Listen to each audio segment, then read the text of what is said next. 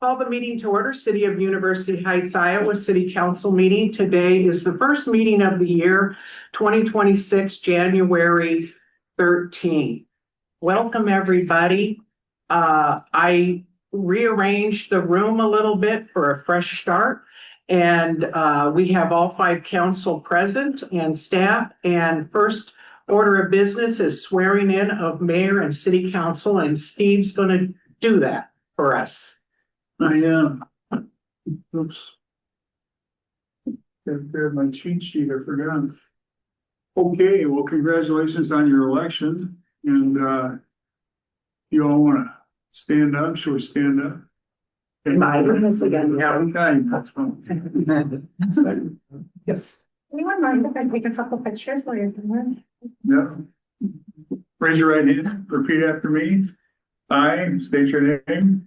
I, Do solemnly swear that I will support the Constitution of the United States that I will support the Constitution of the United States and the Constitution of the State of Iowa, and the Constitution of the State of Iowa, and that I will faithfully and impartially, and that I will faithfully and impartially, to the best of my ability, to the best of my ability, discharge all the duties discharge all duties of the office of councilperson, mayor, of the office of in University Heights, Johnson County, Iowa, University of Iowa, as now or hereafter required by law. is now required by law. Congratulations. Thank you.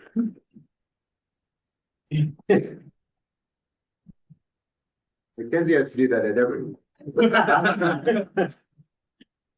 Very good. Memorized. Sounds like hazing, Nick. I don't know. So the first order of business is approval of minutes, and they were circulated by Mike for December 9th, 2025. Are there any additions or corrections? Hearing none, the minutes are approved by unanimous consent. And we have some public here tonight. We have public on Zoom. Pat Yeagy's here and Mandy Remington's here from the Board of Super. Do you want to say a few words, Mandy? Thank you. Thank you. Just introducing myself. I'm Mandy Remington, Johnson County Supervisor. We just had our organizational meeting and I'm liaison for University Heights for this calendar year. So I'll be at your meetings whenever I'm able, but feel free to reach out at any point in time if you need anything from the board in between. Thank you. Thank you, Mandy. Okay, is there any other public that want to speak tonight? I know there's one on Zoom. And okay, I don't think Pat does. Pat, did you want to speak tonight? Okay, she's still on, so that's okay. You ever viewed her? I think she'd let us know. So we'll go on to mayor's report. And the first order of business is John Olson is here tonight on Zoom. And he just finished the annual city examination report. Welcome, John. Thank you for attending. Oh, you're welcome. Can everybody hear me? It's not real loud, John, so feel free to shout. Good thing I'm the only one in the office here. If you can't hear me, just let me know. Well, you're pretty quiet. Is there some way to? We were playing with that. That's I'm it, speaking right up to my microphones here. John? Does that help? Are we good to go? Yeah. Go ahead. All right. As Mayor mentioned, I'm John Olson with Kronlage and Olson PC, and we did the annual examination of the city of University Heights. Purpose of the examination is to perform a check on the processes within the city rather than focusing on the receipts, disbursements, and results. This is not a full audit that has been performed. This is an examination of the city of University Heights, looking at processes the auditor of state requires. And unlike an audit, there is no materiality level. If we see any non-compliance, we're required to report a comment. Our report, which is in your agenda packet, it's a 5-page report. It includes a listing of the city officials. It has our independent auditor's report on applying agreed upon procedures. And this provides no opinion or assurance on the city operations. And it provides detail of the procedures that we performed. The last page of the report is our detailed findings and recommendations. All these, both comments are minor issues. The first one is segregation of duties, which this one will always be a comment given your staff size. And I know you guys are doing what you can, but with the limited number of people that you have, we can't get around the segregation of duties. And your other comment was the budget was exceeded in public safety, debt service, and capital project functions. Compared to last year, we eliminated probably 3 or 4 comments. So the city is doing a good job. I would like to thank the city personnel for their assistance during our remote examination. Any questions? I guess just with the segregation of duties, last time you spoke, I think we, added Lori, to help out, be there. Right from here. Are there any other, I guess, obvious steps that you see that we could take? There's nothing really specific. And as I was looking through the internal control questionnaire that got filled out, I see, John's got a lot of duties, which he is the treasurer. So I don't know really how else to put it. You got one person in charge of, and maybe he doesn't do everything, but he's in charge of the accounting. And you guys are splitting, you're doing deposits, opening mail, and various things like that, but it's still, 1 or 2 people have control over the whole process. And So we kind of have 4. Do you see anything? Because we have Troy, Mike, Lori, John. Do you see any way that we could, again, I'm not trying to throw things, into too much of a tailspin. I just didn't know if you saw any ways we could divide duties a little bit among those people differently. So opening mail is a big deal, for example. Should we have, Mike, do you open mail? I open mail. And Troy, do you play a role or could you? I could. Please. I only rarely collect mail when Mike's going to be gone for an extended period of time, and all I do is route it to the appropriate mailbox. I don't open city correspondence. Do you see any, way that we could add a person to, I don't know, help us out a little bit on that? I want to kind of back up a little bit. You guys are doing a lot more segregation than a lot of small entities, small cities. But it's still that same thing that these smaller cities, I don't know if you've paid attention, but the small cities and small organizations with very few people in charge of the accounting is that's where all the bad stuff happens. And you Right. guys you're doing what you can. You're, I guess nothing specific that pops out. And I know you're a small city. I know each one of you has your own duties, but I do quite a few small cities, and there's not one of them that I do not have that comment in. Simply I get it. because I know I every year bring this up. I just want to make sure. If there was something glaring, especially with having the benefit of having Troy, involved, where even if it were even a small task that would help with a little bit of oversight, I think the addition of Lori is good. Yeah. But I just didn't know if you saw anything obvious in terms of, if you said, even if, he could receive all receipts or something, even if he's kind of just looking at them and passing them along. I just didn't know if with your background, if you saw something simple. That's why I just like to push you a little bit on that. there was nothing major in there. It's just with the staff size that you have, we can deduct pretty good that there's a lack of segregation of duties. You're doing exactly what you can, but you're not going to be able to segregate everything. Yeah. Simply because you don't have enough people. Well, thank you. You're welcome. Any other questions?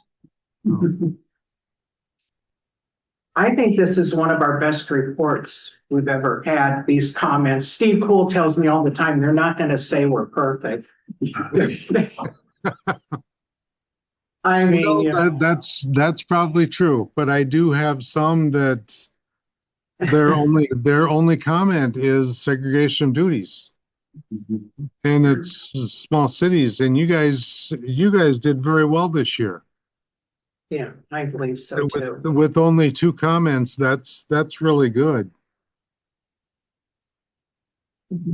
Adding staff has really helped us too. Yes, thank you, John. You're welcome. Steve, do we vote for acceptance? We Don't need we? to vote. And it's just Yeah. it's not a roll call, it's just all in favor. Okay. So before the council's acceptance of the annual city examination report for FY 25 from Chronology and Olson, is there a motion? Motion by Nick, second by Lisa. All in favor, say aye. Anyone opposed? Motion carries. Thank you, and thank you, John.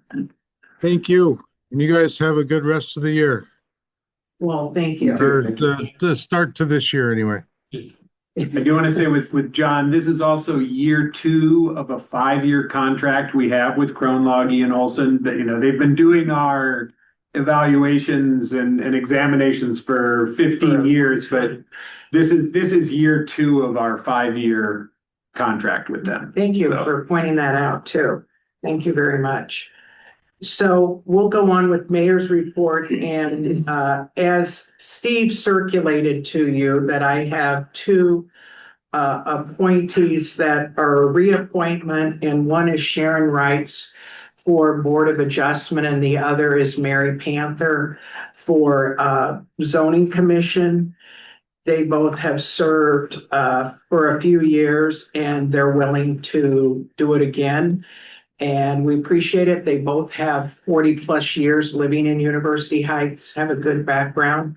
And I didn't appoint anyone yet for tree board, as Troy pointed out in his report. And last month, we're going to have the council consider 3 tree board members rather than 5, as Troy spoke about. And if we need to add more, depending on council discussion, but I recommend 3. I think that's a good number. And with Troy being the city administrator and attending the meetings, it's worked out very well because they'll lots of times have questions for the city. And Troy's very capable of answering all of them.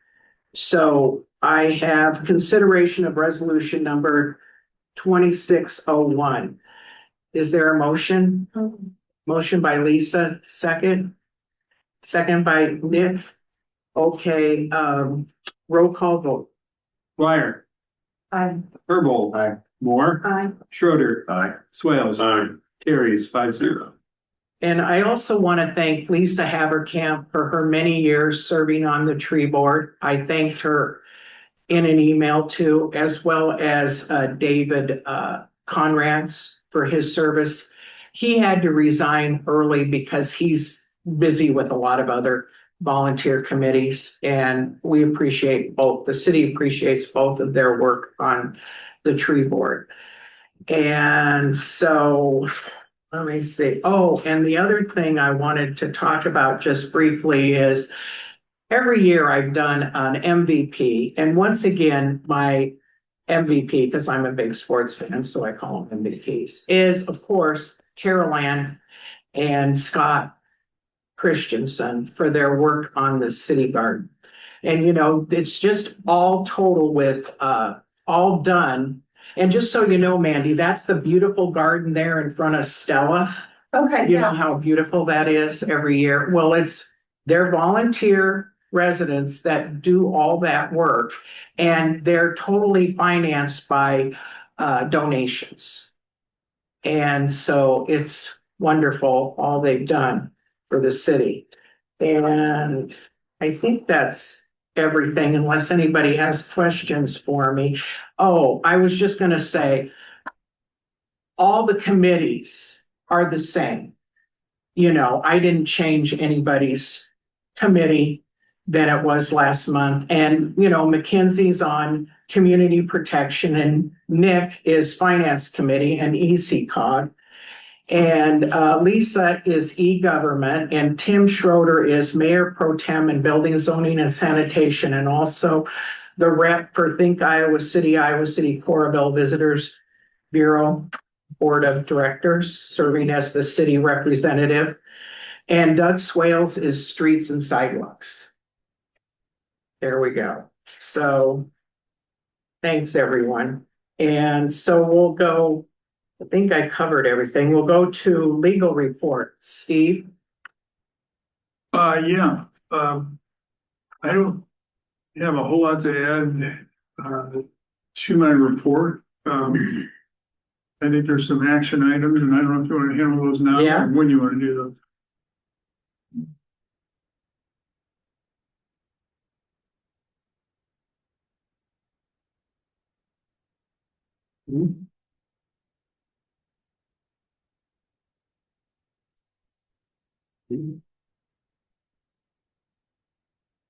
So I sent around the conflicts of interest form. Trust everybody received that. Make sure you sign that, get that to Mike or to Troy. The geo borrowing, so resolution 2602 sets January 27, 2026 as the auction date that Spear Financial will, on which Spear Financial will conduct auction of the general obligation bonds. And 2602 adopts what's called a POS, which is the intention with respect to the bond financing, and also provides that the city will meet on January 27 or to ratify that auction. So 2602 just is the next step in this process that you started back in November, December to undertake this financing. And that's Thank you. Troy, did you want to add anything? Because it's also in your report. Yes, there were two policies when we dealt with through the financial institutions that are helping with this. And one of them was the post issuance compliance policy that I believe that's 2603, I believe, which is one of these that as part of that, it has to do with tax exemption status, as I understand it, in large part. While the city had something on file way back in 2012 in discussion with our financial assistance, the people who were helping us with this, they thought it would be prudent to adopt a new one. So that will be 2603, but that is what that policy is. And it relates to our ability to move forward with 2602 and to sell the bonds. One other policy that they talked about was a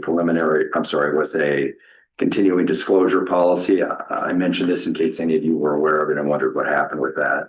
Again, in discussion with Spear Financial, with Maggie in particular, as our disclosure agent, she did not feel that was necessary. That kicks in, as I understand it, with bonding, when bonding amounts exceed 10 million, and we're not anywhere close to that. We still have duty to disclose certain events, but Spear Financial will disclose those for us if they ever come into play. So we will not be visiting that tonight as part of this process. Okay, thank you. So as Steve and Troy said, the first one is consideration of resolution number 2602. First, we'll have a motion and second and any discussion. Is there a motion? Motion by Lisa. Is there a second by Mackenzie? Any discussion? Okay, roll call vote. Herbold. Aye. Moore. Aye. Schroeder. Aye. Swales. Aye. Dwyer. Aye. Carried 5-0. And then thank you. Then we'll have consideration of resolution 2603. And that's what Troy just explained and Steve wrote in his report. So is there a motion for that? Motion by Lisa, second by Tim. I'll second. Okay, discussion. Okay, roll call vote. Moore. Aye. Schroeder. Aye. Swales. Aye. Dwyer. Aye. Herbold. Aye. Carried 5-0. Thank you. Any questions for Steve? Oh, yeah, I would just add one comment on that. Okay. The city I had to verify some information for the offering on a preliminary official statement. It's a 93-page statement. I attached it when I sent out, or I included it as the second attachment when I sent out my police report. In discussion with Steve, I mean, Mike and I will work to make sure that is posted so that it is viewable in the public arena. But that is just a statement, basically, again, to verify certain information relative to the financial status of the city so that potential investors and potential buyers of these bonds can have full disclosure, I guess, if you will. So that's what the bond attorney wanted done, correct? Correct. Thank you. Thank you. And then we'll go to city administrator report. Thank you.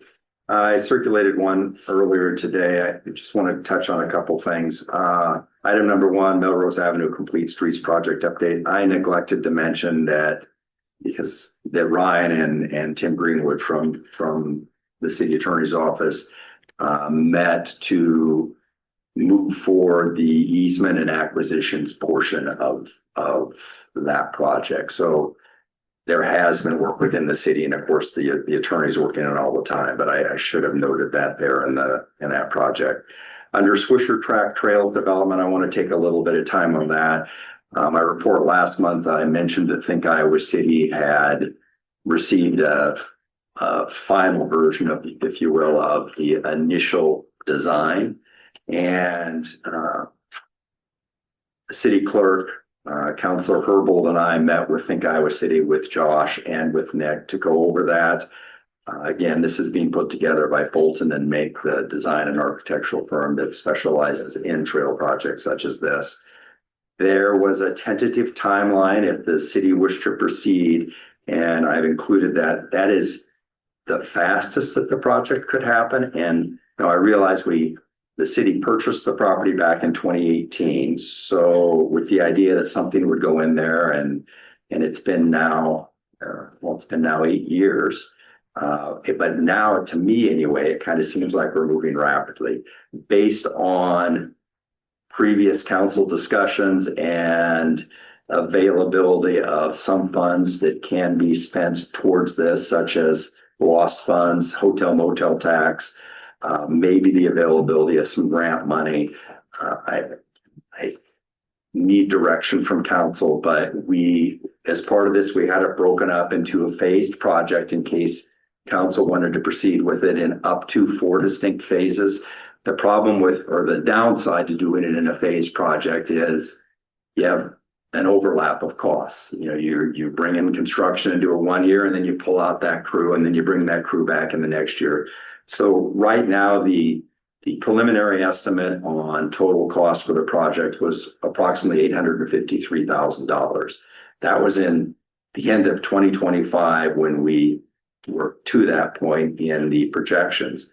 Already, just bumping the timeline back into 2026, and if I'm reading the notes, the emails that I received today, already that has inflated by potentially $20,000 as far as estimate of cost.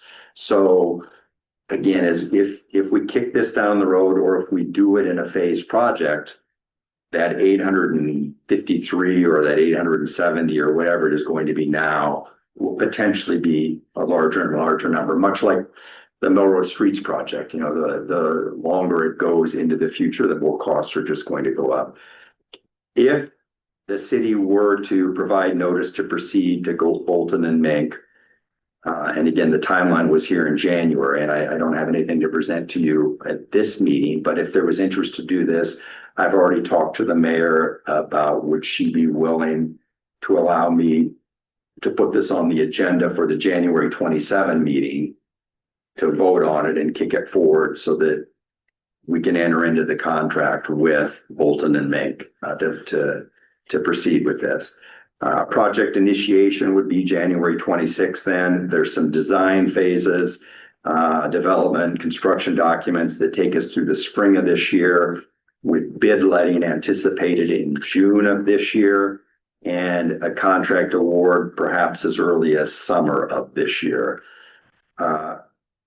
Again, right now, moving it forward that quickly, it would be anticipated that the majority of the funds necessary for this would come from the city. And again, potentially those could include use of lost funds and hotel motel tax, among other funding sources.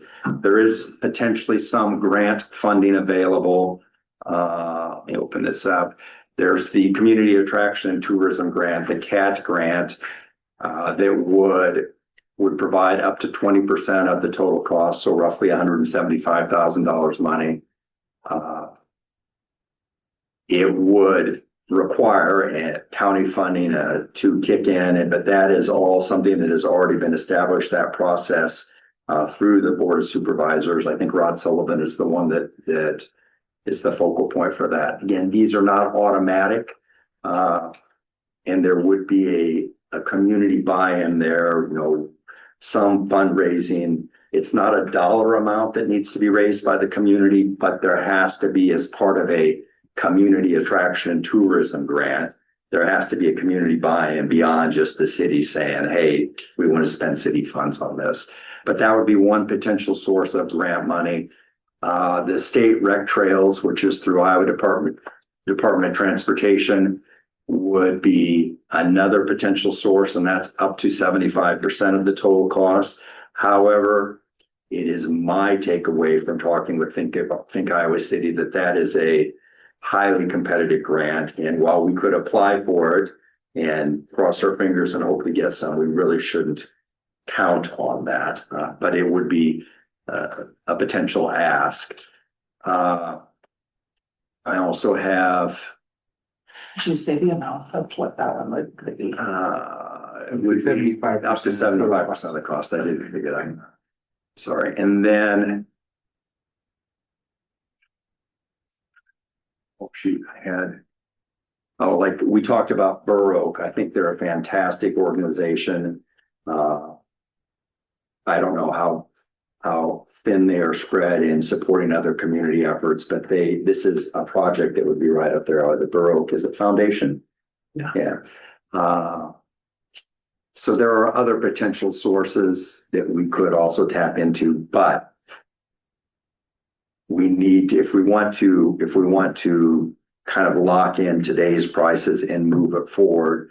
We need to decide to do that independent of the grants and then try to get what we can in grant money, if that makes any sense.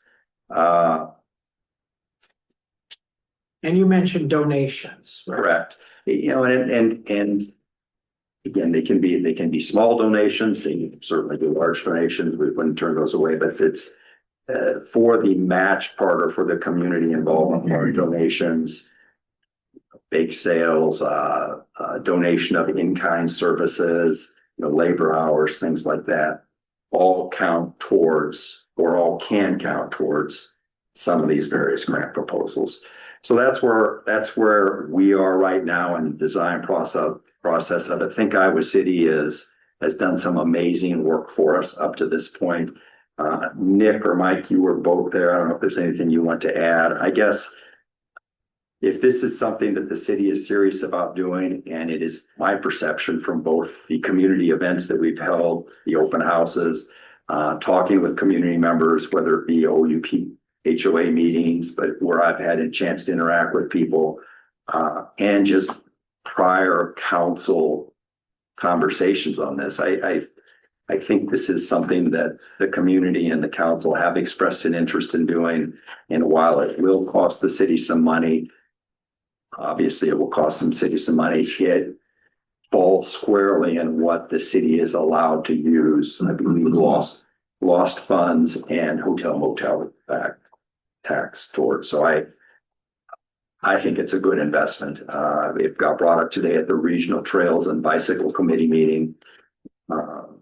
Again, I think there is excitement about this, not just in the community, but in the larger Iowa City community too.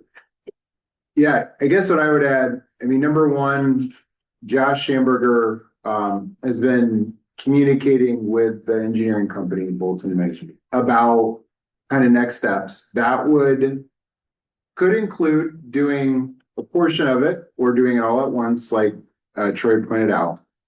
The engineering company who's already worked on it would want a fee of around $100,000, right? To do all of it, to do the planning for all of it. So that would seem to be the first decision in a sense. Are we going to ask them to do a final design on everything? Or are we- Phases? yeah, well, all 4 phases, or do we want to do certain phases? Like one phase is the kind of the concrete trail north of OUP North. Then there's the one down, Sunset, and then there's one kind of over by the commuter a lot more, and then kind of the last area. And, I talked to Think Iowa City. I have been corresponding with them a little bit about, the efficiencies of it, like Troy pointed out. And I was kind of wondering, like maybe we do some of the, some of the lower cost ones that get it going, kind of like we had talked about in the past, to get more interest and then build from there. But yeah, construction costs increasing, and then also just kind of the grants that that CAD grant, which seemed to be the most likely, is the last 20%, right? So you need to have like the first portion funded, and then they'll come in, I think, and do the last, is that your memory of the last 20%? Yes. So if we do it piecemeal, that's going to be that grant, which is the highest probability grant, it's going to be a lower chance that we get as much from that. So that's one timing piece. The other timing piece with the state rec and trails grant through the Iowa DOT is the deadline for that is July 1st. And so I don't know if we should send out the links to everybody, if people want to Google it, but you can kind of see what received grants and what didn't. And there's a lot of people who didn't. There's some that did. I think I wouldn't be the expert to know if we have a good chance at getting that or not. But with, you see what some of those do get, and it's a big percentage, for some of them. To Nick's point, and I should have clarified that, I kept talking about the estimated total cost of the project. What would need to happen, what we would initially enter into is the contract with Bolton and Menk, the design come to finalize that, which is the roughly $100,000 portion of the final design, it wouldn't go out until bid, or to bid, like I said, until later in the year. Bid letting, again, at the earliest would be June. So we wouldn't have those construction costs, obviously, until we actually put shovels in the ground and started construction. And I think they also said that the CAT grants need to be decided upon before there's shovels in the ground. Correct. So it's really, I mean, there's just a lot of factors about like urgency, like how quickly we want to move it along, how much do we want to try to wait and see if we can get some of this grant money? Do we want to do phases, or not? And I guess my sense from, I like to listen to what Think Iowa City says, you know, because they've done this so many times to kind of get their sense of it. And I think their sense is generally probably better off if you do it all at once. You know, so at least get the engineering, you know, people going, then get it out to bid, kind of see where you're at that point. If it's something at that point where you just want to, you know, plow forward and try to get the last 20%, you know, through the CAT grant, you know, it'd be a lot of city money. If you want to wait a year, potentially, you'd have a chance at maybe a portion of the state rec and trails grant.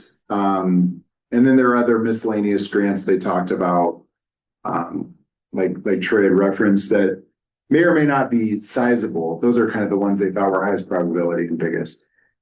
So, yeah, I don't know what council thinks about that in terms of breaking it up, timeline, that sort of thing. And as far as the legal paperwork on it, I didn't put it on. I just received that at a meeting this morning, actually. I received it before then, but we reviewed it. Is that this morning? Yes. But I do have that. So if council did want to move forward with it, I could send that on over to Steve for review.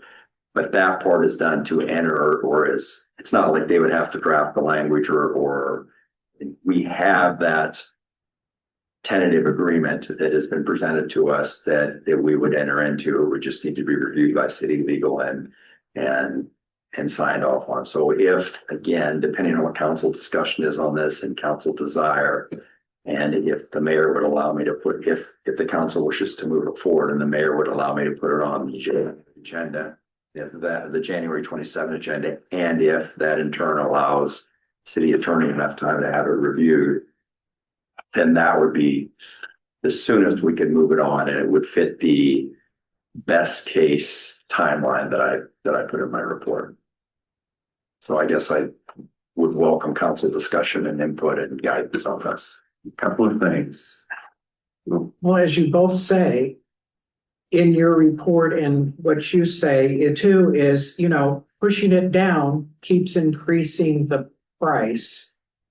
And I wonder how that weighs the money that we could get. I think that's something for council to consider too, as you both say. And really, Josh and the crew, Nick and the crew there, they would help us tremendously to get funding if there was any.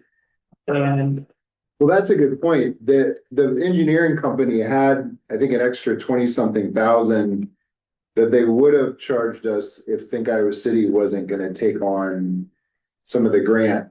And Mike, I think, maybe helping out with some of the grant work. Yeah. Or maybe it's all Mike. No, they'll help. It won't just be me. I'm happy to help too, Mike. Good. I have Thank that you. background. Thank you. Stuff. Oh, yes. I know. I'm happy to help.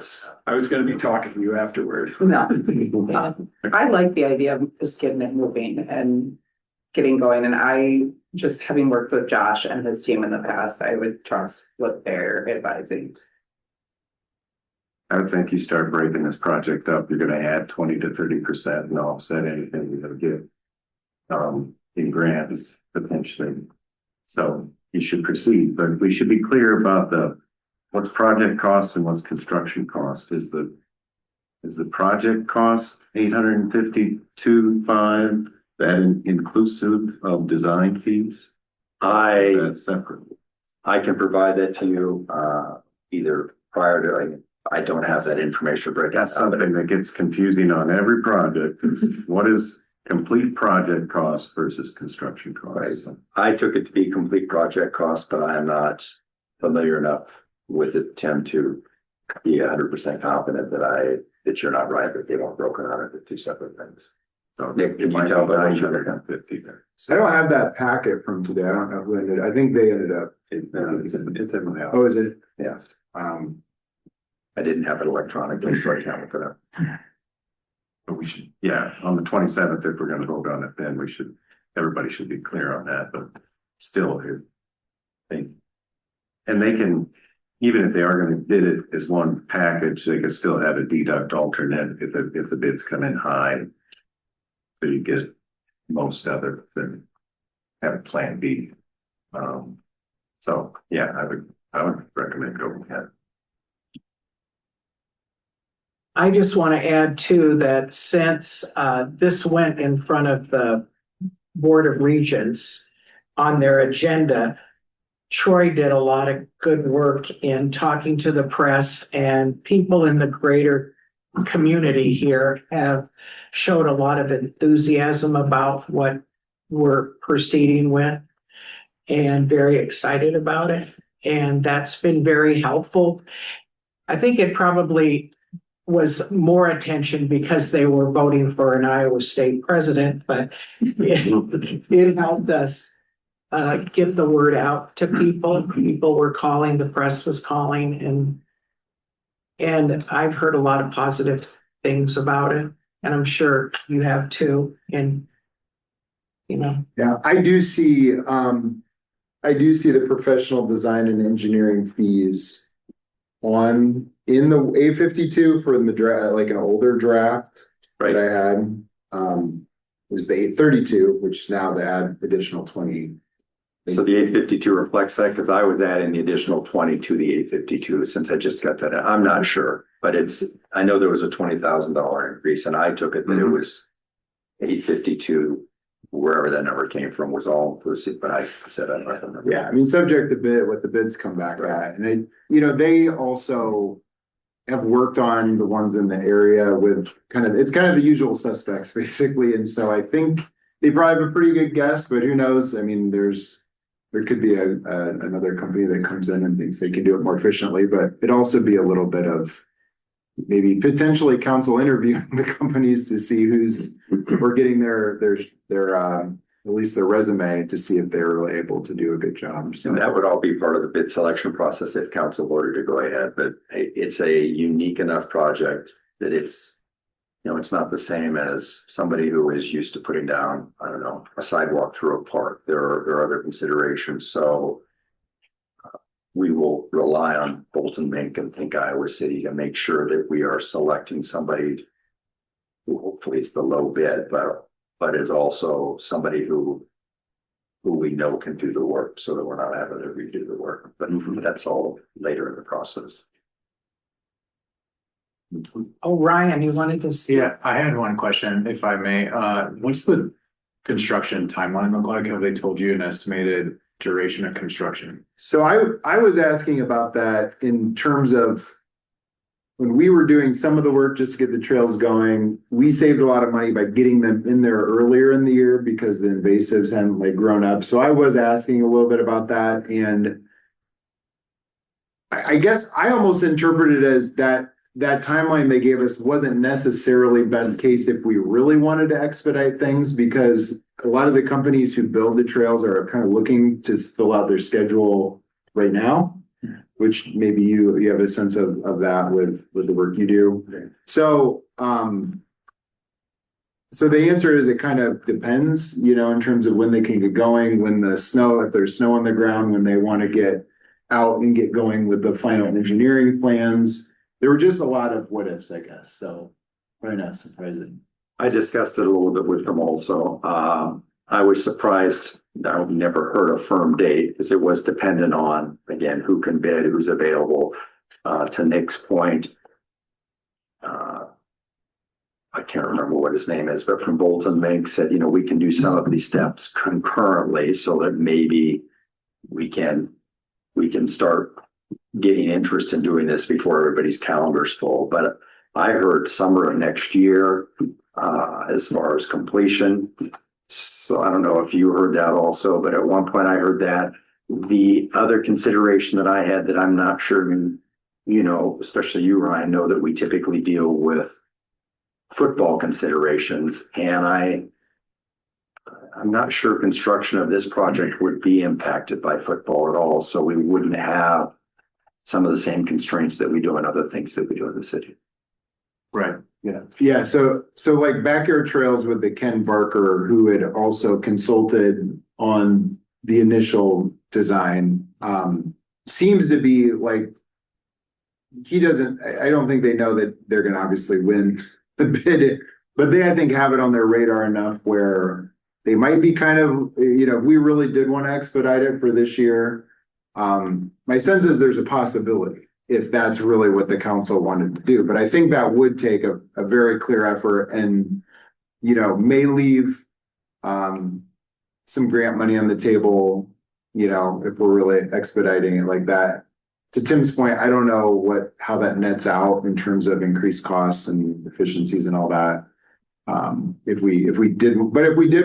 that was something council really wanted to inquire about, if we wanted to put it on the January 27th meeting, and then by that point, be ready to see if there's an expedited timeline, we could certainly look into it prior to that meeting. I don't know what council thinks about this summer versus the following summer. You're talking about start of the construction? This timeline was started the awards this summer, right? Right, correct. Bidding. So Yeah. Correct. I would guess if you're gonna get a cooperative bidder, they're gonna maybe start some work in the fall and finish up in the summer. I don't know that they could get it done. I heard to your, yes, the whole get it in, get it work, but I heard April at one point, and I heard summer of next year as far as Yeah. realistic anticipation of completion, but they did say we can try to move it ahead more quickly. The other thing we could do is if we have the money earmarked for the full project cost, then if we get some grant money, we can set that money aside that is offset by the grant for long-term maintenance or something like that for the trail system. There are anticipated annual maintenance costs, I want to say in the upper 30s.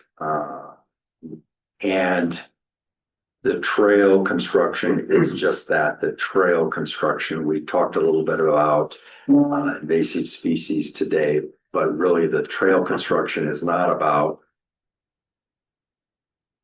managing the whole property. It is about constructing the trails and the property immediately, the land, the dirt immediately adjacent to the trail. So there will be other work to do in there, ongoing work to do. Of the two naysayers that were here, of all of the people here in support of the project, and one had a concern about these sorts of projects being funded, but their maintenance is never funded. So if we can work that out in the long run.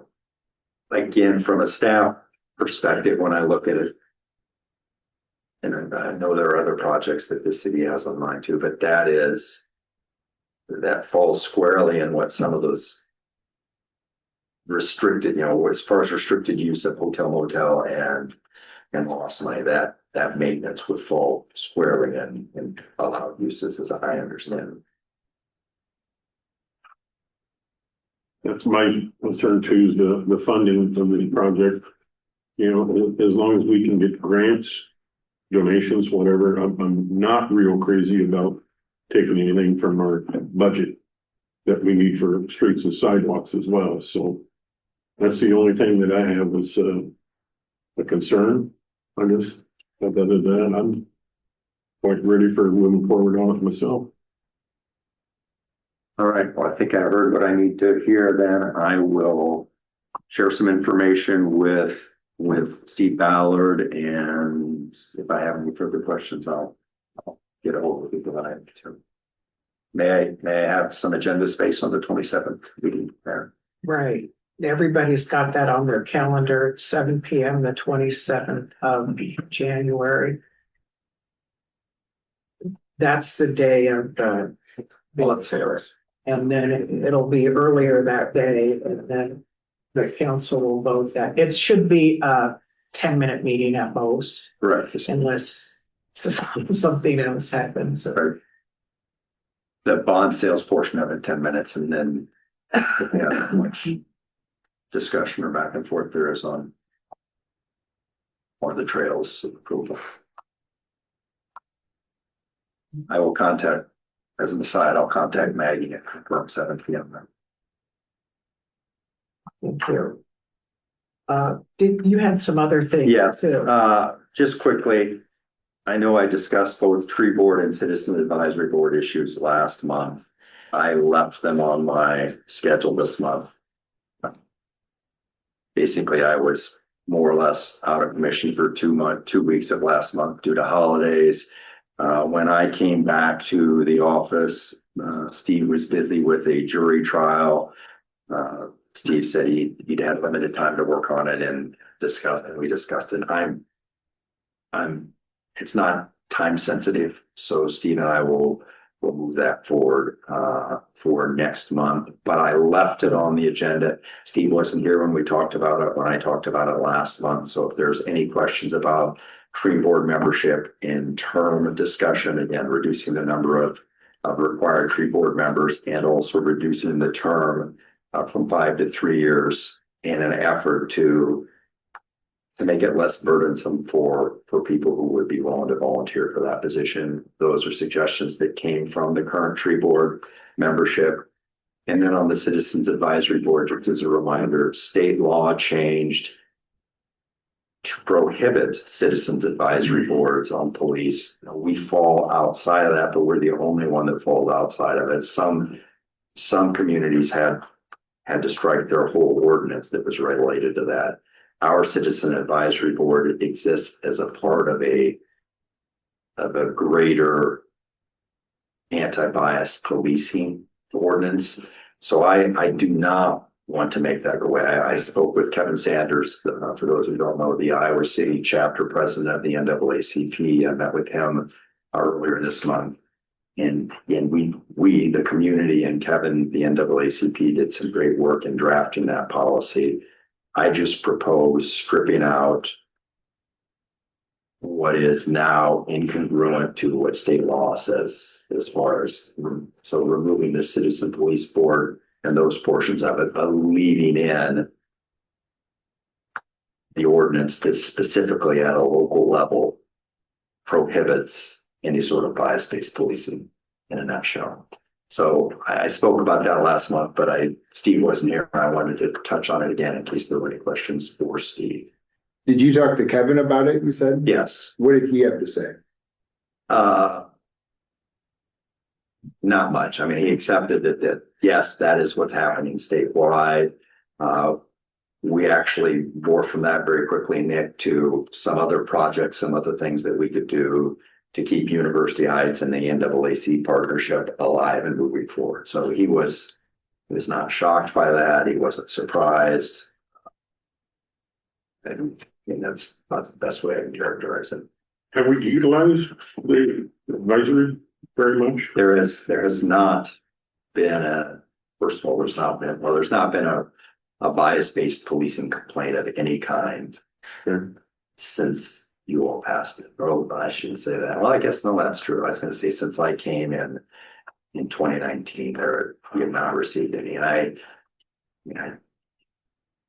would hope that you're all familiar with your police department, and it's not the same police department that existed when this was drafted.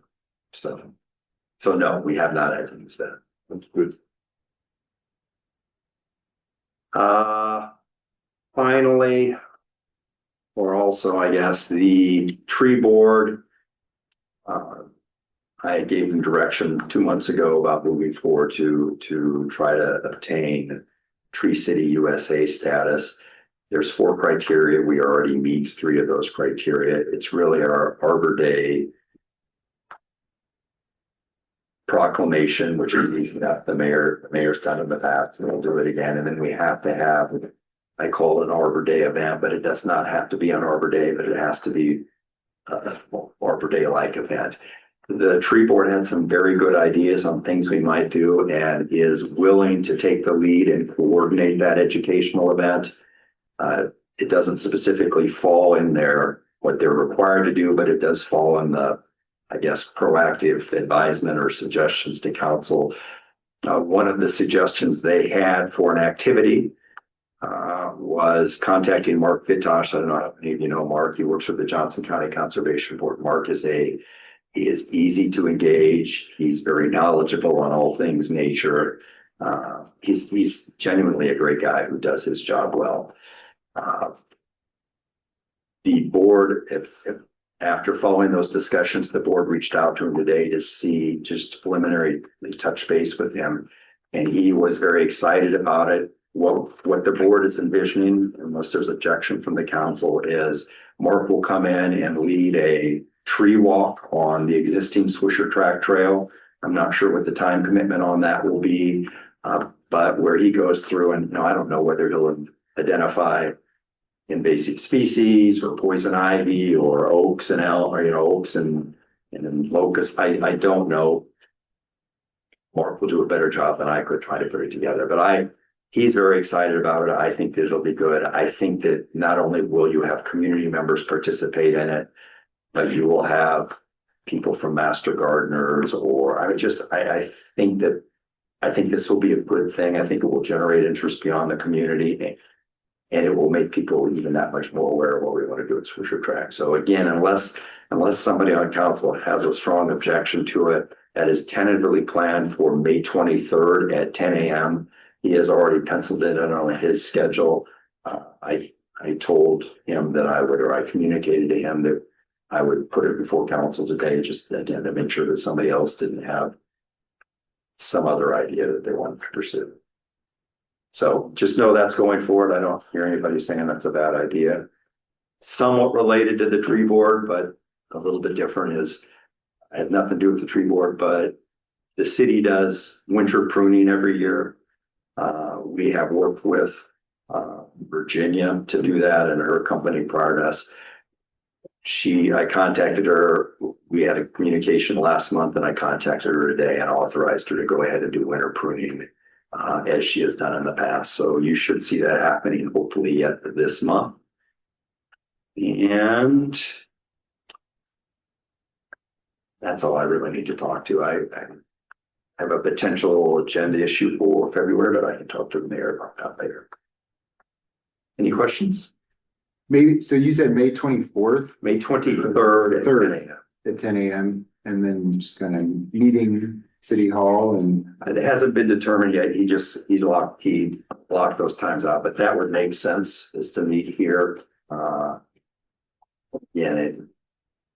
What we suggested was a walk along the trail that is currently out there.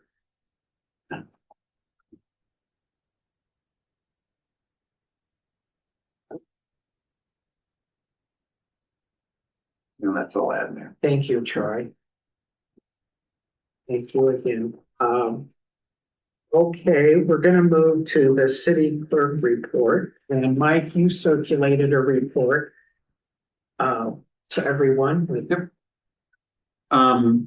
Really quickly, I did a couple things this month that I don't usually report on.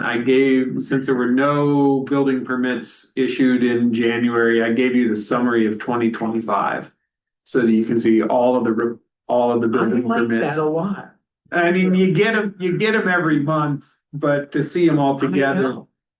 We do report that to the county assessor, who then goes out and reassesses people's homes based on those building plans that we've done. So that helps us with revenue, which will get to the next thing I talk about. Speaking of revenue, I also reported what we collected in parking fines during the last calendar year, which comes in at almost $3,000. So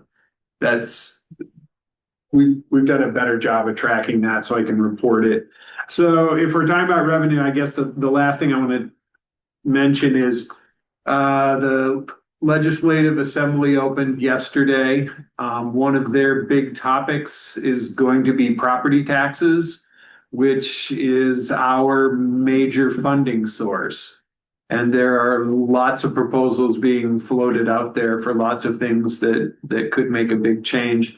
As Troy and I were talking beforehand, there is an election year coming in 26, so it'll be real interesting to see if there's actually a lot of action on property tax as much as there is discussion of property tax. But I'll keep an eye on that, and if there's anything to share. Steve also gets all of the League of Cities, who does lobbying on our behalf, gets all of their legislative updates too. And if there's anything to report on that, we'll let you know. So that's Any it. questions for Mike? Anything Oh, else? last thing, I do have conflict of interest forms if anybody needs to sign them tonight. Oh, yeah, be sure and sign before you leave tonight. Yeah, bar the door. I can print more if we need more. Because as Steve reported, it has to be turned in today Yes, at the first meeting. Yes. Thank you for adding that. Yep. And then, so we'll go to John Brown with the treasurer's report, and you circulated the warrants to everyone. Yes, I did, Mayor, thank you. Are there any additions? or- Nothing to add to the list of warrants or to the report. So the warrants were emailed to everyone. Are there any additions or corrections from council? Are there any objection to paying any of the warrants? Hearing none, the warrants will be paid by unanimous consent. Thanks, everyone. And then you sent around a report with all that. I mean, you had.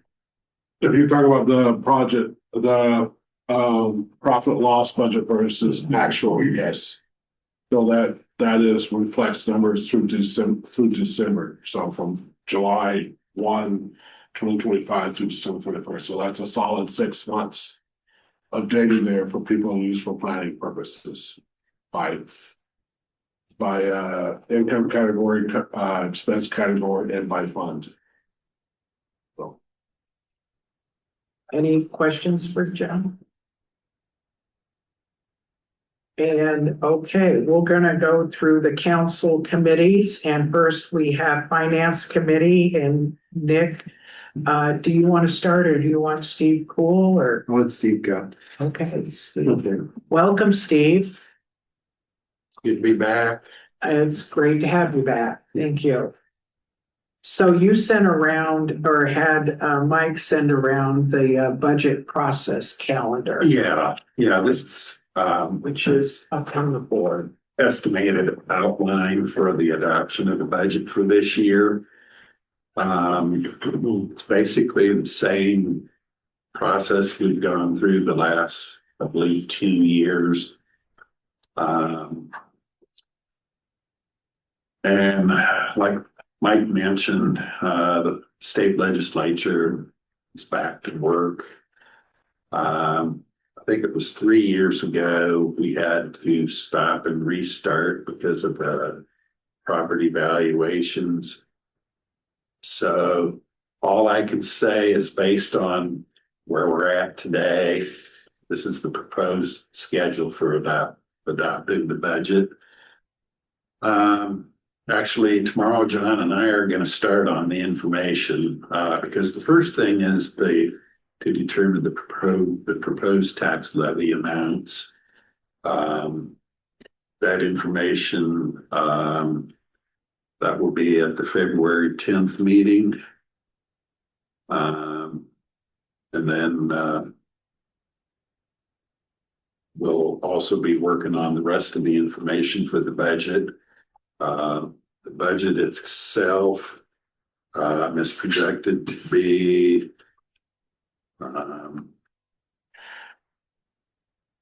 well, let's see, the actual budget would be approved April 21st, but then on March 31st, that will be those two special meetings of about 3 minutes long to approve the tax levy rate, and then also to set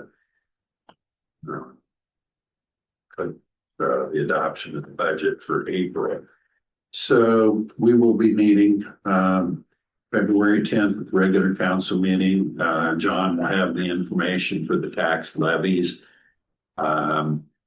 We have 6 possible levies altogether. The general levy is set by the state at its maximum amount. And then we have 5 other levies. One, there's debt service. And then there's a couple of employee benefits. And then the transit levy, I believe that is it. So we'll be working on that. At the March 10th meeting, we'll have our big discussion on where we're at with all the information we have and make any more final changes to expenses and other income items. And then also, let's see, the publication of the notice of the public hearing for the proposed property tax levy. That has to be on the city's website, so hopefully Lisa will volunteer to get that on the city's website the same day it appears in the paper. And the budget approval process will be all wrapped up by the end of April as usual. This would just have to see where we go with the state.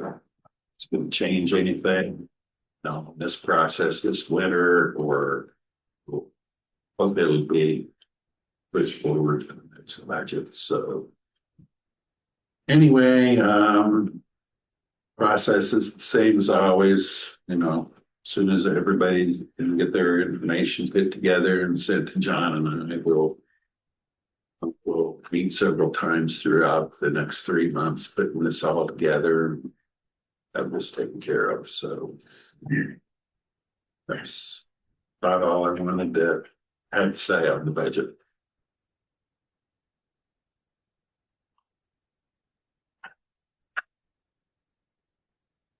Thank you for putting all that together. Do those, so everybody needs to mark their calendars for those dates. This happens every year. And Mike is involved a lot, and Troy and Lisa. We're getting all these published and ready to go. It's And you won't be spread at out. the February meeting, right? You Mhm. won't be here February, but John will report Right, yeah, then, that's correct. yeah. Yeah, and all the meetings are spread out in order to Oh, get yeah. the publication in on the required timeframes. And we can't have a final vote for the approval of the tax levy until the county nails out that postcard letter telling me what the rates are for next year. So Any questions for Steve?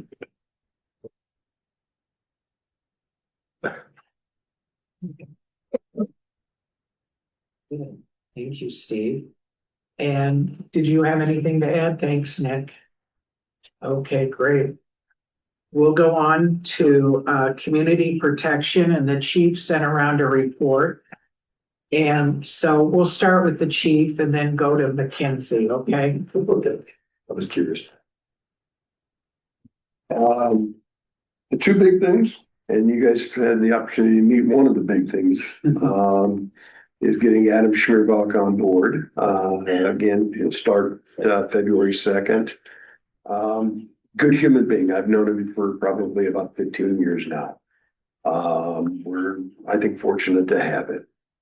And so the one other thing that I do want to point out is the total amount from the university that came into us from the university, and that was just short of $22,000.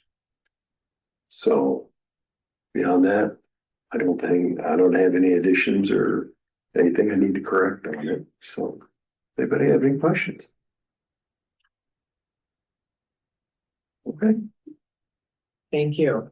And thanks for bringing Adam so we could all meet him. So that is important. Very good. So Mackenzie, you had an agenda item here. Yeah, I don't really know if it falls under me or not, but we all were emailed by Katie about summer festival. So I just thought Mike should throw it on and kind of put it out there, see if it's something that council wants to do, or if it's something that people have. Were you able to talk to her? So I did talk to Katie and she had mentioned that there was some talk about it. She's obviously really interested from the aspect of being a small business owner and wanting to get something going. Initially, she had not kind of had it on her radar, and one of the bands that she had reached out to in the past had called her and said, hey, we have some dates available this summer. If you guys are doing anything, what does that look like? And so she wanted input from us to see if we were willing to do something. What we thought community standpoint. So she's talking about, she did mention bands in the email. Yes. So she's talking about do you know what kind of bands did she talk to you about? I don't know what bands are, but she's thinking like hosting, and I would not be her hosting, like she would obviously be very involved, but she wants council to consider hosting some type of event that would draw in the community, eventually using lost sales tax if we needed to, or getting donations from people, but then having it be a community event. I kind of imagine something similar to like open house, but having some kid friendly things during the day. Like, if you would host Oktoberfest at your church, but we'd be doing it in the summer parking lot type thing. So band in the parking lot. Yes, and then I don't know how that works with noise permits, all that, but I just don't know if it's something like council is interested in doing it, or how you guys all feel about it. So is that a request for money? Is that what you said? What, I mean, I don't know what it would cost. I don't know. It's just kind of in general, I think. I see. Is this something that we feel the community would be interested in doing and going from there?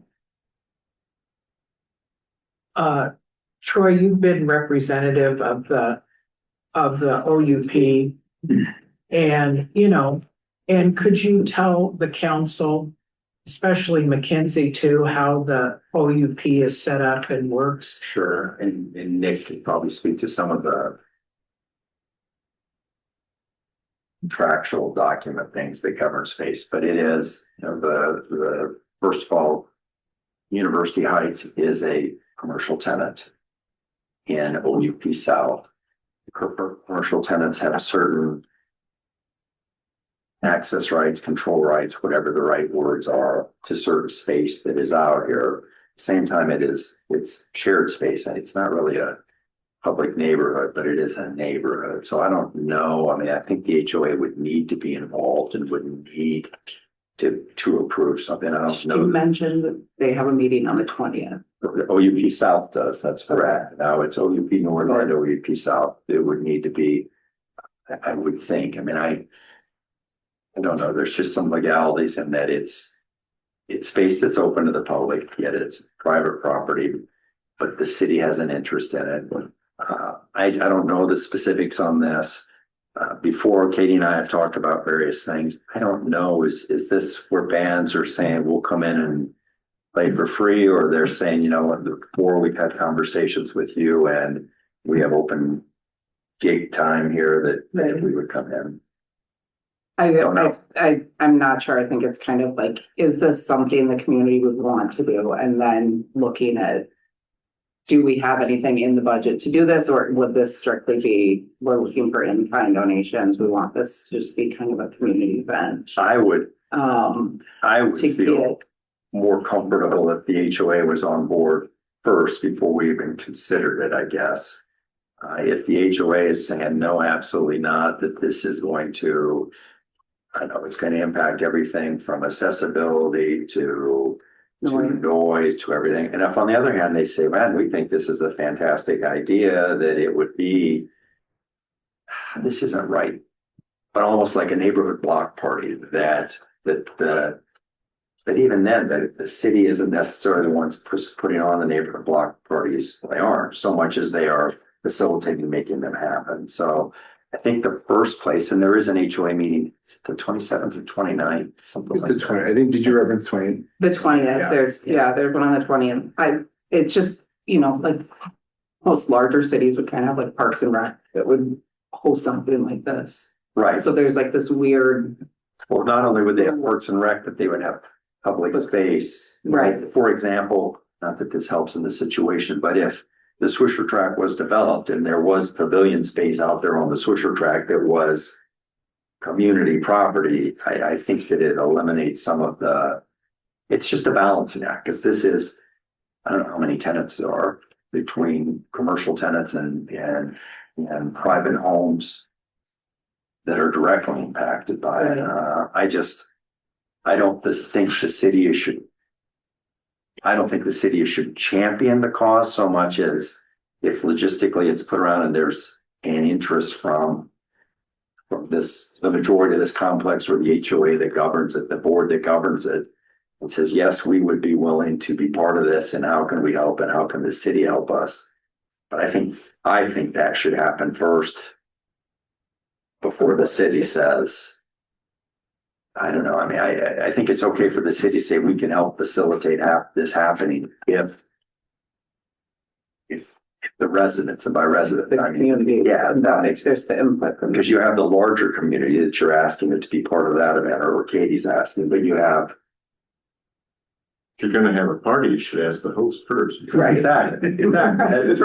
Well, and I think, Yeah. we think Iowa City started a group that Tim and I were a part of, and that was, I think you might have been at the last meeting of that in here. I don't remember, but the other Think Iowa City offshoot of kind of visioning. But that was one of the things was one of the main things they focused on, is wanting to have more of those things. And I'm not necessarily in the same boat as like Jerry and Katie and Maureen, but I think they have spoken about like just getting more, interest. So this kind of coming, I think, at us from multiple directions. Also, in talking with Kevin Munson in the past about it, like it even came up at our last OUP South meeting when we found out that the wood on our building is kind of rotting. Mm-hmm. And so I think he acknowledged that that space that was kind of thought to be a playground, but kind of turned into a dog park, might end up being a good place to have more entertainment or something like that. And so I think that was in part a reason why they weren't gonna even maybe replace the wood on that fence right now, thinking that that space might be re-envisioned as like a public space, because it is a limited common element for the city, is my understanding from the condo documents. So yeah, I think it's really a question. I appreciate Mackenzie discussing because it's with her, because, I think I'm not necessarily the type of business that's, trying to, host events, but I think for those businesses, they do miss out compared to Iowa City, right? If you're downtown Iowa City, you have public spaces, you have a lot of things that are just happening around you as a business. And so since we don't have that here, we're kind of segregated in that way. I think like a festival of sorts that would be University Heights thing would be great, doesn't it?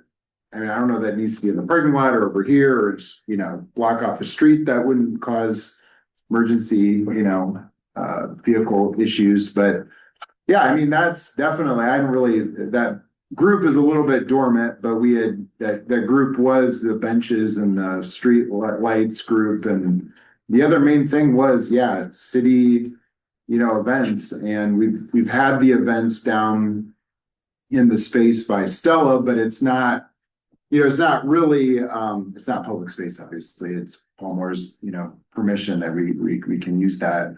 But here we have bathrooms, and a little bit more infrastructure, public bathrooms and city space. I know we've talked about who cleans them afterwards. They're used a lot, but yeah, I think there's a lot of interest in that. It just would be a question of, what the details might look like. So I mean, obviously I'm biased if my wife is bringing something up, I will be for it. But I also think that, independently, that group that she was not a part of, just residents want more togetherness, more like, hey, what's a way that we can get together and see each other?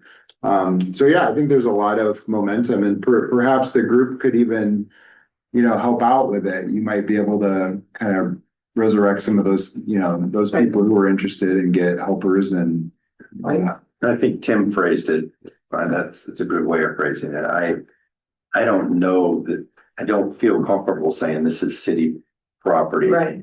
Without a buy-in from the larger, I would feel more comfortable. I mean, if Katie and Jerry, for example, got together and said, hey, we've got this, I'm not saying this is the way it should happen, but just as an example, Jerry got together and said, hey, we have this patio space outside that is our space. And we're thinking about doing this, and here's the logistics, and we don't want it to just be a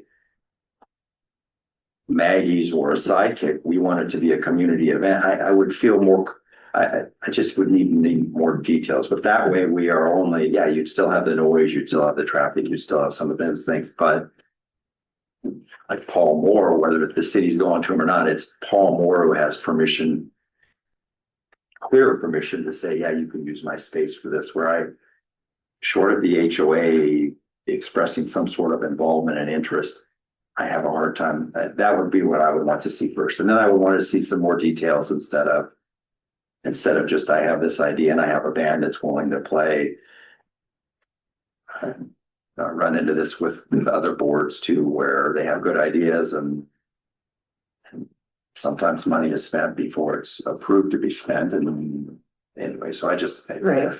Yeah, Mackenzie too, I don't think Troy mentioned this. The parking in part is a limited comment element for the businesses. So including the city. So it would just be the city, the businesses to say, if they wanted to use this space, it'd probably be more of a noise issue at that point. Right. Because they would be able to say, we can use the building. But it would be obviously important to consult with the owners up above here, and owners over there. But Yeah. And you all may be more familiar than me. I know we have allowed block parties before, but I don't know that we've allowed bands before. I don't know. That whole past practice, I'm not 100%. So we routinely do it down there. Yeah, we've done it there. And then remember, we've done it in Iowa City at the Tower Court Park. Right. We've reserved that Right. before too, for many events. Yeah. And, Yeah, I would say the reputation is that there's a lot of pushback when people start to do what you're doing. So I think I would encourage you to, I hope you can run with it in terms of brainstorming ideas, because that's what I think a lot of our criticism is like, we are just like, no, so I think it's great. I think, but yeah, just be, what are the decisions? Who are the deciders? It might be partially boards. And I'd certainly be willing, whether it's sitting down with you or sitting down with Katie or the three of us, I would like to see some things more fleshed out from a city admin. I completely agree. I think I'll probably reach back out to Katie and just say, let's get like a vision together and then talk to you. And it's being discussed now in January. Last time it's been a few years, but it was a little bit later in the year, just trying to navigate through the process. It ended up kind of being a deal breaker in and of itself. So. Well, I even think, just because I've planned events before too, I even think like now to the summer is also a very short amount of time to try and do this. So is it something where we look at it next year, and then if Swisher Track is opening, is it the grand opening ribbon cutting of that, where we're also hosting a festival type thing? It's But kind of figuring out what that all looks like. It's initially when I saw the email, I was like, how would you pull off hosting a festival this summer? I think too, if you end up needing, regardless of the timeline, if you need just like people to be involved, I think I submitted it as a report maybe at one point, but the people who were at that meeting, I think, Tim, you may remember than I do, but I think there was one where you like mark which People sign up. thing you wanted to do. And so there's probably a list of people who are like specifically interested in. There were the bench people and there were the party people. I think that's right. logistically, I would like to see it.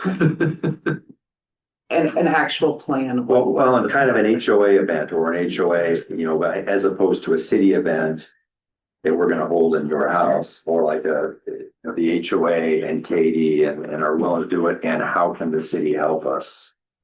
I would be more interested, I'd be more comfortable, I guess, looking at it, but in the end, it's not my call, but that's from a logistical standpoint. Katie is part of this organization, Sidekick is part of this organization as far as OUP, and that's what we're talking about having it. Yeah, no, I just kind of saw the email and was like, Yeah. maybe we should chat that one out. Yeah, I think it's great that somebody she reached out to in the past is contacting her in advance too, because it did just kind of, it ran its course time-wise last time. And I want to bring up one more thing. What would this say to Maggie's in the hotel? Should we have a conversation with them so they don't feel slighted? Well, and that's also part of what I'm thinking about. Not the. Or did I say? You said Meg. Sorry, Stella's in the hotel. And I didn't voice that consideration, but that is also one of the things that I'm thinking of, whether it, Spending city money, I mean, it's. or if, I mean, I'll pick on the courtyard just because they have the big open parking lot. If they were to say, hey, we wanna have some outdoor band and festival down here and we will invite the community to it too. I wanna make sure, kind of like this community space, that we don't set ourselves up for subjectively saying, yeah, we like you and we don't like you. That's my concern, was looking Yeah, I at mean, favoritism. last time we had an event, it was down at Paul Moore Space, and so like Stella was, you know, Right. definitely in on that, and there was a good partnership there, so. Yeah. Yeah, I would, And Maggie's was still able to come down there. Maggie's came down, yeah, I think it, Sorry, I wasn't I here don't for think that. the though. city paid. No, that was like the Anything food for that. pantry in Damiano, I think. yeah, and I don't know. It sounds like you're talking about city money here where we've done. I don't know events for sure that, Yeah, Yeah, I I mean- don't wait and see, but Right, yeah. yeah. it'd be nice to We've done events institutionalize some. That cost next to nothing or Well, and I Or think was that, donated. donated. well, the other thing is like, if it is like a block party festival thing, you know, are you charging people to come? Cause I know like Iowa City Downtown Block Party, you pay to then attend that. So I don't know how that, I don't know what that all looks like if you're offsetting costs because you're charging people to come, or if it is just, like I said earlier, in-kind thing. I don't know. I just threw it out there because we got the Yeah, email and That's good. figured it was something to chat about. Yeah, well, if Katie's doing more than just saying, here's an idea, run with it, if she's wanted to be part of it, wanted to sit down and want to work on it, then I guess you just let me know. I'm happy to- Okay. Okay, I'll follow up with her. I also had just a couple things. I didn't add them to the things, but I wanted to follow up just because I'm like the newbie on a couple of the things from prior to me being on council with the crosswalk. I know somebody's got that on their agenda with stuff, but I know Stephanie was helping with that. Do I need to do anything from my perspective? You got it all handled. Okay. And then, I'm glad you brought that up. I noticed driving by the other one that's by a horn, seems to be flashing at the time. I don't know if it ever shut, do you drive by there? The one that's on Benton? Yes, Yeah. cause I remember you had mentioned like, well, if they're flash all the time, it kind of takes away the impact of it. One of them seems to flash all the time. That's not a crossing sign so much as a School zone. warning. But you know what I'm talking about? They have new signs, two of them that have blinking. Do you know what I'm talking? Does anybody know? I have not seen. Yeah, but it's that. between certain hours, Yeah, like school, And they, right? do they blink the whole Five time? or something, yeah. Yeah. You know what I'm talking about? So it used, So it's school zone speed limit is this. Yeah, This it's- is. It was actually a signs. crosswalk one. I think they're like what we're trying to do. No. I haven't. I'll show you. I haven't seen the new ones. I believe those are ones that they, the signs used to typically read 20 miles an hour, whatever it is, when children are present, and they, the kind of the change has been, or you see in some communities now where it's 20 miles an hour when the, school zone, the speed limits when this light is flashing and otherwise. So I don't know what that is That's exactly. There's some, we'll get over there somehow. Okay. Right by, there's some Benton crosswalk lights, and I'm curious to know if they're similar to what we want to do. I I doubt it, but Ryan can talk to that. Ours are very, very high intensity strobes that come on when you push the button across, and they flash for a designated amount of time and then they go off. So if they are flashing, it's not like a motorist gets used to seeing them and disregards them. If they're flashing, there's somebody there. Yeah. No, that's why I asked if that would, in a sense, erode how much people would notice ours if theirs is flashing. The last time I went down Benton, just a few days ago, there was somebody with a flashing sign, like crossing guard going across, so. Yeah, they have a crossing guard. Maybe that's further. Yeah, I have that. It's up. And then my last follow-up was at the community event thing that we had, we did get feedback about streetlights. But that would be on you, right? You, Doug, you would be handling streetlights and things like that, or did anything ever come out about streetlights and the vote on those? Staff is still working on that as far as what we're going to put in. That has not been That one's been determined. decided. Yeah. Okay, I don't the new decorative streetlights you're talking about? Yes. Oh, okay. Is I that, didn't know if you is meant- that just happening post the whole Melrose stuff, or is that happening No, it'd be prior to that? in that project work. Okay, Yeah. okay. You're not gonna talk about Those were my only follow-up things that I was like. These are good follow-up things. No. Because I think it seems like it's time where you have to start making that decision, right? In terms of the design is gonna impact how far the light goes and. Yeah, there's several questions we need to get finalized and think several things that Paul Moore has on his list of, I want to know what these are gonna be kind of things. So, yeah, I'm gonna, similar to Troy, kind of I had a baby just before Thanksgiving, and then over Christmas, I didn't really advance a lot of these things over the last 6 weeks probably. So the next 2 or 3 weeks, people are probably gonna be seeing a lot of emails from me. I'll be following up with this. Okay, it's like my own, I don't want to be out of the loop or feel like I missed something, but it just was like, No. okay, this was on here too, so. Sounds good. And it sounds like people are talking to you too. That's good. Well, like I said, I'm That's good. always walking around I and like it. and people That's chatting. great, So- Mackenzie. Thank you. Okay, so Declan, you had that was the last thing. Yes. You didn't have anything No. else? No, I'm good. I didn't want to cut you short. We're scared of warrants. You didn't. What? The warrants. Yeah, okay. No, we didn't. They were approved. Okay. Maybe you didn't. I'm Okay, so we'll now go to streets and sidewalks and Ryan and Doug. And so Ryan, you sent around a report. Did you want to start?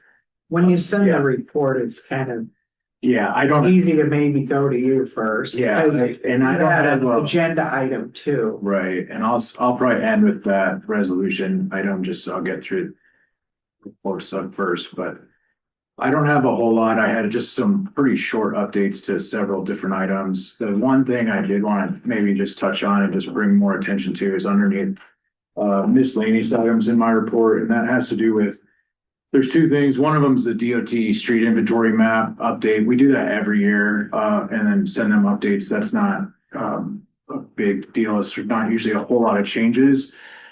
The other item though, the second item is DOT Systems Planning Bureau reached out about 2026 traffic count program. So I gave them some information and I just want to let council know that they are in the southeast quadrant of the state for 2026 and they'll be performing traffic counts. And we did notify them that a request that those counts be done in University Heights during school for University of Iowa. So that they reflect sort of the more major traffic situations for that information and feedback. So the main item is the RRFBs that Mackenzie was asking about. So the RRFBs at Sunset and Oakcrest, we sent those out for a bid, put a plan together last month and sent those out for bids or quotations. We had 4 quotations returned just before Christmas and our Let's see, so our low quote was from New Miller Electric, and that included the base quote and alternate quote.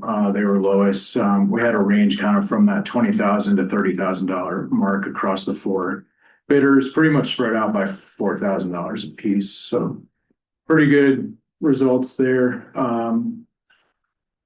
The resolution tonight, there's two separate resolutions written up. One is to utilize the alternate quote and one is to not utilize the alternate quote. And in case my report was confusing to anyone, the base idea is that the base quote is for the cheaper option of model for the RRFB push button. And where we got that from was engaging the company and having them do a solar report on the location. And they told us, hey, you could use our cheapest model. But the biggest concern there is that that model has the batteries housed in the solar panel, which is on top of the pole, which is 14 feet in the air. And so we don't want staff potentially in the future necessarily to be trying to access that to swap the batteries out. So we did a bid alternate, and that bid alternate was for sort of the third tier of their models and just to see what that price difference would be. And so that's all the differences in the bid alternate. All the other work is the same. It's just a different model for putting up on the pole. And so the bid alternate model has a larger solar panel and a slightly larger battery, like an 18 amp hour battery instead of a 14 amp hour battery, things like that. But the major difference is that it would have a cabinet on the side of it that would house the battery system. So they could be replaced from standing on the ground in the future.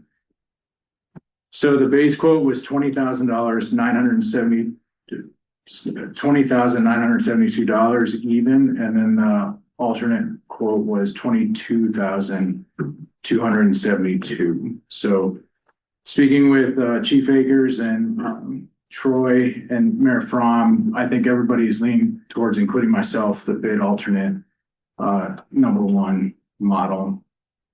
We're recommending to council, but of course it's up to council to decide which model you think you'd prefer. $1,000, I'm not climbing 16 feet. Yeah, I make a motion to approve resolution number 2604 with alternate quotation work. Did I say that correctly?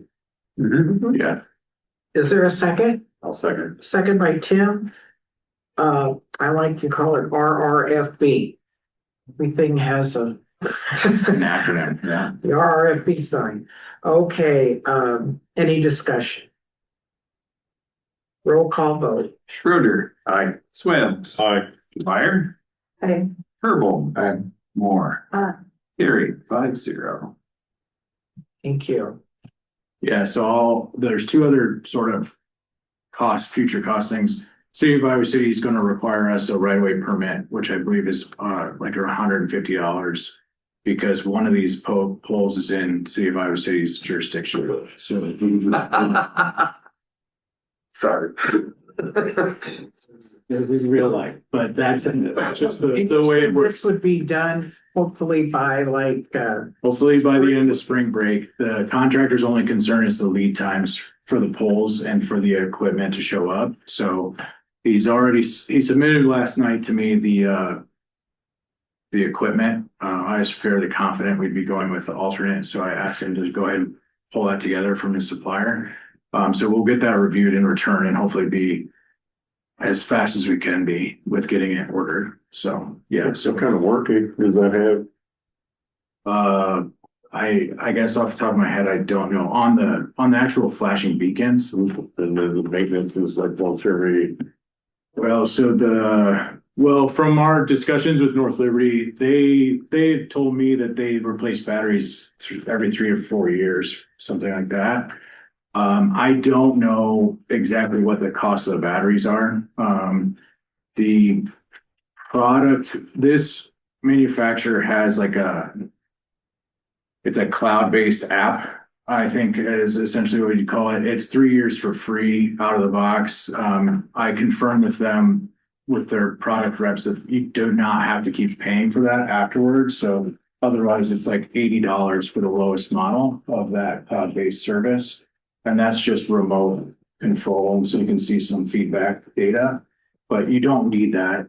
So in our instance, I wanted to make sure that there wouldn't be some sort of like permanent, annual Cell subscription. phone tower service, Yeah. talk to the. Yeah, so if you decide not to do that, there's an app that you use, but it has Bluetooth. So my understanding is you just have to be within connectivity, like within range for it to speak to the controllers. So, other than that, it would be battery replacement, moving forward. So, and then, yeah, so I guess those are probably the two things, the right of way permit and then the potential annual fee for that, cloud-based app service, if the city chose to do that 4 years out from now. So, And it's wonderful that it's below the estimate that Shive Hattery was about 25,000. It's nice that it's yeah, less than that, under budget, but I do have to add that I know the students, I've heard from many parents, students, they're gonna miss our crossing guard, the chief and the police. He is by far extremely popular there. And it's wonderful to see him there. It's gonna be missed. Thank you for doing all that. yeah. And- Unfortunately, I couldn't get him out of there before the end of winter, but it might be warmer. It might be warmer by the time we get. One thing I guess, Mackenzie asked, I mean, when I met with MPO, they mentioned that, so the RRFBs, this is not a traffic signal, right? So, and there's no legal obligation for a vehicle to stop. Okay, it's a warning flashing symbol, and other than if there's a pedestrian in the crosswalk already, then state laws, you have to yield. The MPO suggested that we do some potential outreach with Horn Elementary to help them educate the students on how to utilize these, because it's a push button activated system, and then the lights come on. It is not on a timer where the lights just continue flashing during school, arrival and exit times. The chief and I have talked about this, at least initially. I think the people that need to be trained are the people that are using it, and the chief has said that they will continue to staff that for some period of transition until they're comfortable that it's the students, the kids in particular, know how to use it. Excellent. That's good. Do you want me to reach out to anyone at Horn and just give them the heads up that it's being installed and that the police are? And it wouldn't be bad to communicate once it is installed, I guess. I don't know how large the classes are. I don't know that it does any good to do school-wide training, but yeah, if they're aware of it. Maybe just, yeah, let them know that it's installed. Anything else? Can we say it's got a speed camera in it? I think, I was contacted by the state. Those signs had to come down. Thank you, Ryan. Yeah, Do you have anything else, Doug, that you wanted to add? I think we went over it pretty good. That's great. Thank you. We'll go on to building, zoning and sanitation. Tim. No report. Okay. And the last Iowa City meeting was their holiday social, so nothing to report from that.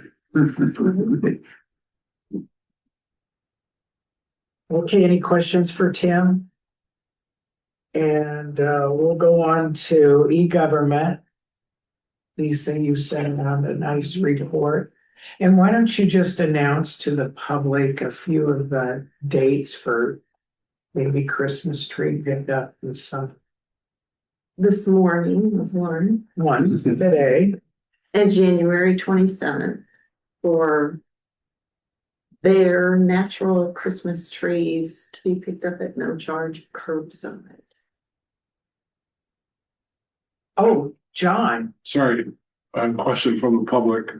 What if you have like a natural wreath, but not a tree? Can you fill that out there for Christmas tree pickup? If you try it, I guess, I don't. know. It doesn't have any wire.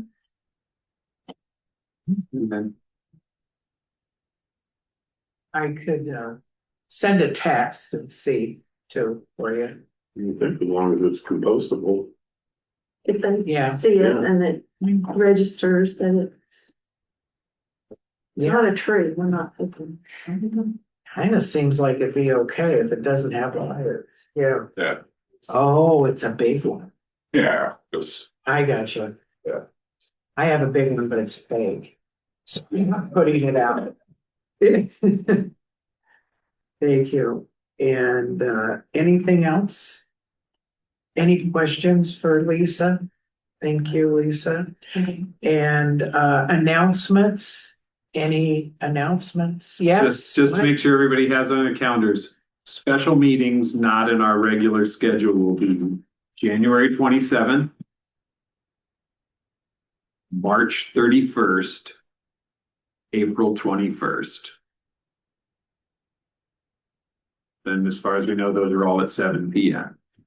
Thank you, Mike. And all here. here. And is there any objection to adjournment? Hearing none, the meeting is adjourned by unanimous consent. Thanks, everyone.